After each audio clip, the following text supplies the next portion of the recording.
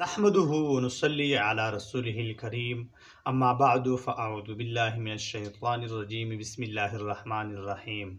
معزز سامعین کرام، آج کی ویڈیو میں آپ لوگ کے ساتھ حضور اکرم صلی اللہ علیہ وسلم کا ایک پیارا حدیث پاک جو کہ نماز کے حوالے سے ہے شیئر کرنے والا ہوں۔ مکمل توجہ کے ساتھ سنیے اور بعد میں اس پر عمل کرنے کی بھی مکمل کوشش کریں۔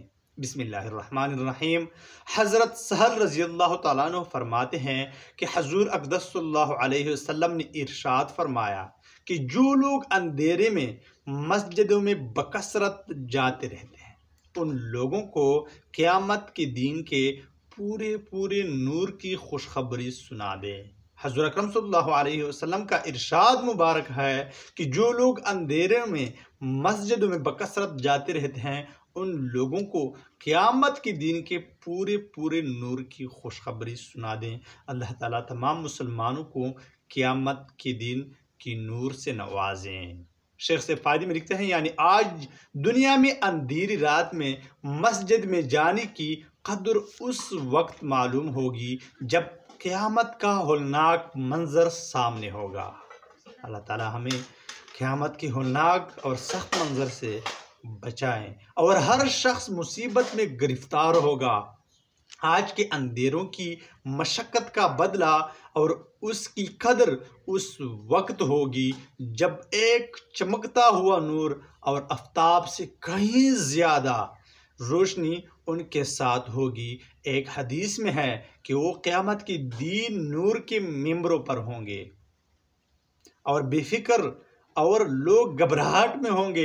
ایک حدیث میں ہے کہ حق تعالی شانہ قیامت کے دن ارشاد فرمائیں گے کہ میرے پڑوسی کہاں ہے؟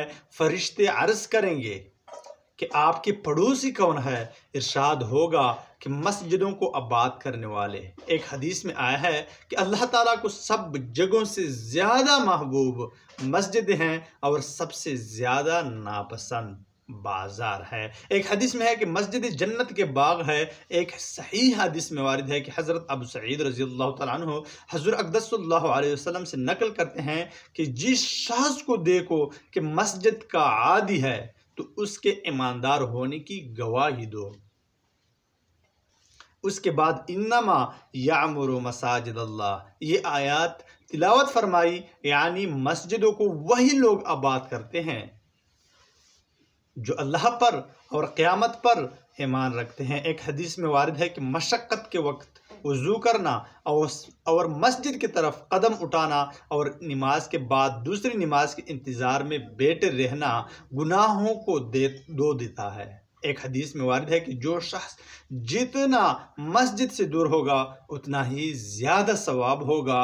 اس کی وجہ یہی ہے کہ ہر قدم پر اجر و ثواب ہے اور جتنی دور مسجد ہوگی اتنی ہی قدم زیادہ ہوں گے۔ اسی وجہ سے بعض صحابہ رضی اللہ تعالیٰ عنہم چھوٹے قدم رکھتے تھے۔ ایک حدیث میں آیا ہے کہ 3 چیزیں ایسی ہیں کہ اگر لوگ کو ان کا ثواب معلوم ہو جائے تو لڑائیوں سے ان کو حاصل کیا جائے۔ ایک اذان کہنا، دوسری جماعت کی نمازوں کے لیے دوپہر کے وقت جانا، تیسری پہلی صف میں نماز پڑھنا۔